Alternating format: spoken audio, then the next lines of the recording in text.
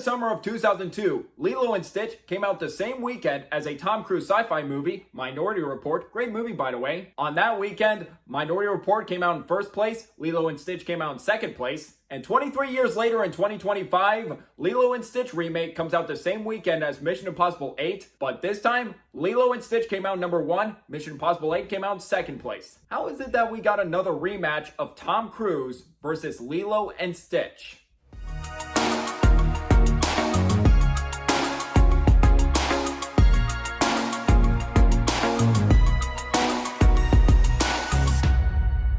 Hey movie buffs, I'm Jack Benner and welcome to my review of Lilo and Stitch. This is the newest Disney live-action remake of the 2002 original from director Dean Fleischer Camp. This remake follows the same story as the original. A lonely girl named Lilo befriends a runaway alien named Stitch who crash lands in Hawaii. As Stitch tries to befriend Lilo, he's on the run from aliens. Before I get into my review of Lilo and Stitch, any new viewers coming across my channel for the first time, welcome to my channel. I am Jack Benner. I do movie reviews on here, and from time to time, I do some top 5 lists on here. So if you're looking for either movie reviews or top 5 lists, you're definitely in the right place. So you like movie content, like what you see so far, definitely considering that like and subscribe button for more exciting movie content down the road. Before this remake came out, I did rewatch the original film, and rewatching the 2002 original, I think this film holds up excellently and still remains the best Disney animated film of the 2000s decade. It's funny, has endearing and memorable characters, has great 2D animation that still holds up, but most of all has poignant themes about loneliness,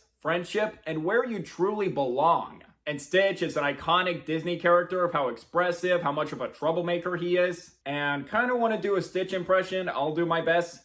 Here it goes. Ohana means family. That was probably a bad Stitch impression, but hey, I did my best. And it is my second favorite animated film of the year 2002 behind Spirited Away. And I know some people will say, well, Spirited Away came out in 2001. In Japan, it did, but it did get a limited release in the States in 2002. And it did qualify for the 2003 Oscars, where it won the Oscar for Best Animated Film. So in my eyes, I count Spirited Away as a 2002 movie. Over the years, I haven't been fond of the Disney remakes ever since their increased popularity. The only one I did love was The Jungle Book 2016, and a few I like that comes to mind are Cinderella 2015, Pete's Dragon 2016, and Christopher Robin. I found that movie underrated. And most of the time, they can range from mediocre to absolutely terrible, and they just come off as soulless and standard cash grabs. From the ones I found, man, The Little Mermaid 2023, Aladdin 2019, and Beauty and the Beast 2017. And I did not like Mulan 2020, I did not like Maleficent. And the ones I found absolutely terrible would be The Lion King 2019, and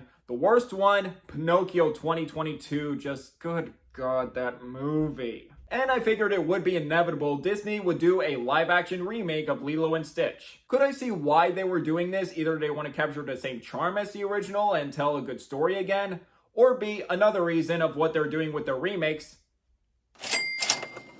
And this was originally planned to be a Disney Plus movie, but test screenings went so positive that Disney decided to give this a theatrical release. Now, I would say that would be a good sign, but on the other hand, Moana 2 was originally planned to be a Disney Plus series, but that was given a theatrical release, and I was really disappointed by that movie, so I don't always see that as a good sign. Despite thinking that it was unnecessary, what did caught my eye about this remake was that it was directed by Dean Fleischer Camp, and he directed Marcel the Shell from Shoes On that came out in 2022, and I found that film to be one of the best animated films of 2022 and would be in my top 15 favorite films of 2022. Marcel the Shell with Shoes On was a delightful amalgamation of stop-motion animation and documentary, making it very unique, and I highly recommend that movie if you're in the mood for a feel-good movie akin to the Paddington movies. And awesome, that was the first A24 film to be nominated for the Oscar for Best Animated Film. Even with competition such as Guillermo del Toro's Pinocchio and Puss in Boots 2, it definitely deserved that nomination. With that choice of director, I was interested to see how he would incorporate the charm of Marcel and apply that to Lilo and Stitch. And the marketing seemed promising, calling back to the marketing of the original with Stitch crashing Disney movies. And the trailer did seem to indicate the possibility of capturing the same charm and spirit of the original. And I went into Lilo and Stitch 2025 with optimism. I feel like it could go either way. Could it actually be decent and one of the better Disney remakes? Could it be just another mediocre or terrible Disney remake? Do gotta say, it's not terrible, but it's pretty mediocre. Just another Disney remake with middling results that didn't really justify its existence. And this movie just pales in comparison to the greatness of the original.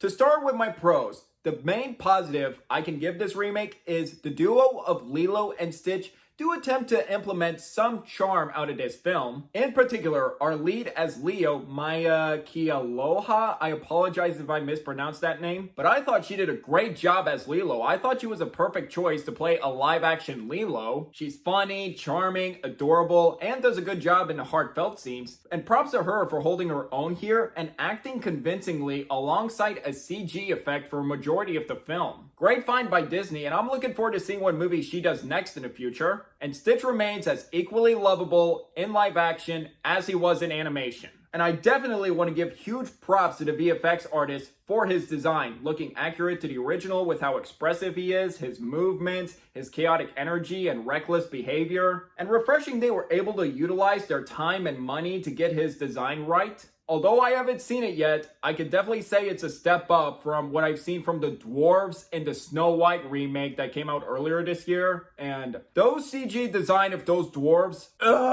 and bringing back Chris Sanders, one of the directors of the original, to reprise his role was definitely a great choice. It's like he's never left that role all these years later. And their chemistry together does have its amusing moments to recapture the charm of the original, and there are moments that do show Dean Fleischer Camp's appreciation for the original, with some humor and heartfelt moments sprinkled here and there.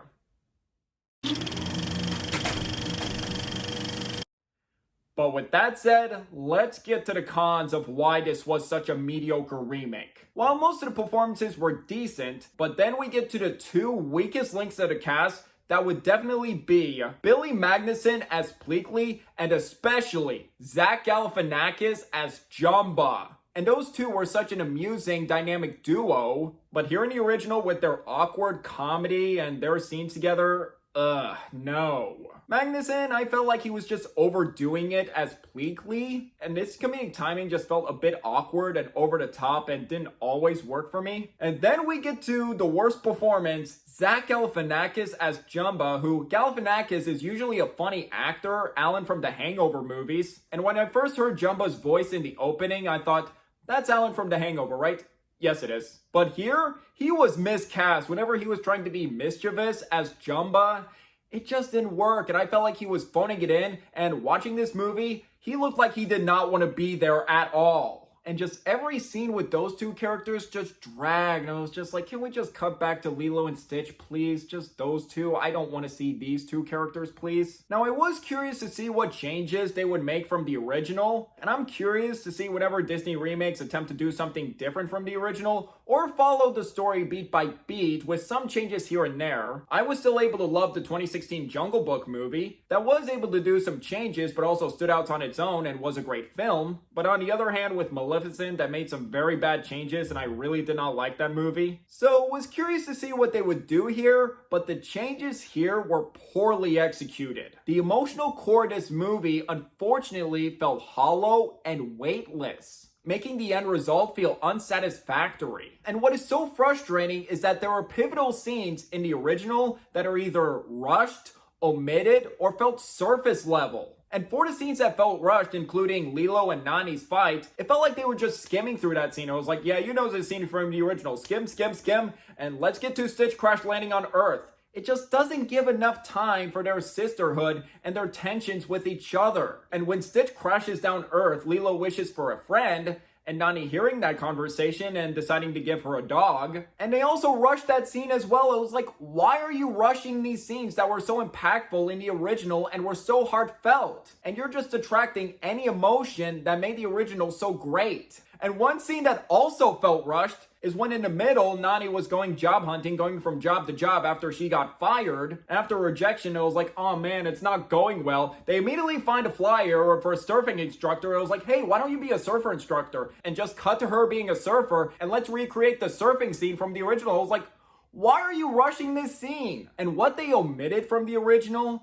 didn't really work here. It just detracts any interesting conflict here. And disappointingly, no Gantu here. And the villain we do get here, I'm not gonna spoil it if you haven't seen this remake yet, but it just makes this character one note. And what great arc he had in the original is just gone here. And disappointingly, no ugly duckling scene. That was such a heartfelt scene of Stitch relating to the ugly duckling story, and that tied into the themes of loneliness. Taking away scenes that just add interesting themes to the story make this film feel hollow. And with the changes, you may have heard that the ending is different from the original. I won't spoil what happens, but it does go against the moral of the original. Those wait, you're doing that? It just feels like you're just making changes for the sake of it. With the original Lilo and Stitch having a runtime of 85 to 90 minutes, despite having a short runtime, it knew how to properly tell its story and develop everything without making it feel rushed or dragged out, the appropriate length to tell that story. And this film has a runtime of an hour 40 something minutes, and it just either rushes scenes or just drags out scenes. Just the end result feels like a rushed, hollow, and frustrating product. And the jokes in this movie do feel hit and miss. There are some amusing enough moments here and there with the chemistry between Lilo and Stitch, but then there are also some jokes that either come off as awkward,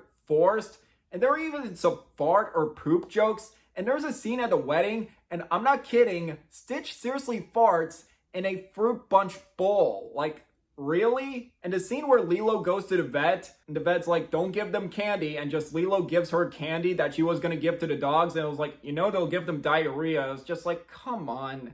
Honestly, with this humor, this just feels like Disney Channel humor. And for the CGI on the aliens, some do look fine, looking close to the original, but then there are some that are not properly rendered or just stuck out like a sore thumb, looking like a PlayStation 2 game.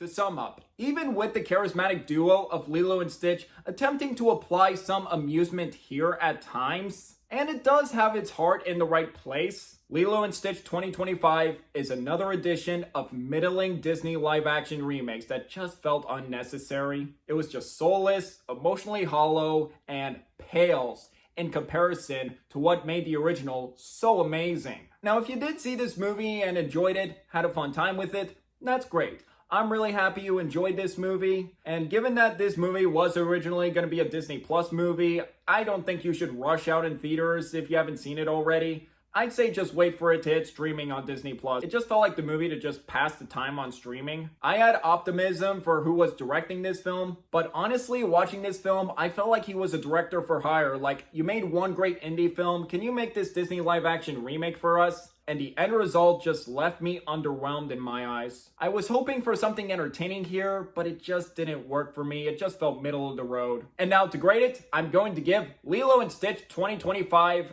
2.5 stars out of 5, a C+. I'm not too surprised that it made $140 million on its opening weekend, and definitely a big jump compared to Snow White, which bombed at the box office earlier this year, and it's now the second highest opening weekend of 2025 behind Minecraft. So it makes me what Disney is going to do with their Disney live-action remakes in the future. Maybe they could play them by ear, we could have a good story for this, or just remake one just for the sake of remaking it. Honestly, do I think Disney should give it a rest with these remakes? Yes, yes, yes! But I feel like after the success of this movie, and this movie has been receiving lukewarm reviews, so I have a feeling they're still gonna make these remakes. And that reminds me, Moana is still set to come out this year. I was like, why does Moana need a remake? It's about to be a decade old. We just had Moana 2, which disappointed me, but why is this happening? This just doesn't need a remake. Just why do you... But regardless, it just still reminds me why I'm just not fond of these Disney remakes at all, and I think they should just stop with them. Now, where would I put Lilo and Stitch 2025 in my Disney live-action remakes that I've seen? I would probably place it at number 9. It would be right between Aladdin 2019 at number 8 and The Little Mermaid 2023 at number 10. So that is where Lilo and Stitch 2025 stays in my Disney live-action remakes. So I'm curious to hear, where would you rank this film in your Disney live-action remakes, if you found it to be one of the better ones, middle of the road like me, or you just hated it or found it to be one of the worst ones? Let me know in the comments below. So I would like to hear from you guys. What do you guys think of the live-action remake of Lilo and Stitch? Do you agree, disagree with my review? Or if you haven't seen it, are you interested in seeing the film or not? Let me know down below. Did you enjoy hearing my thoughts on this movie and want to see more reviews like this in the future? If yes, please hit that like and subscribe button if you're new here, and don't forget that notification bell for my next upload in the future. It really means a lot. My social media links will be in the description down below. You can find me on Instagram and TikTok, and if you'd like to see my rent reviews, I do have a letterbox if you'd like to follow me on there as well. And until the next video, I'm Jack Benner, and look forward to another movie review.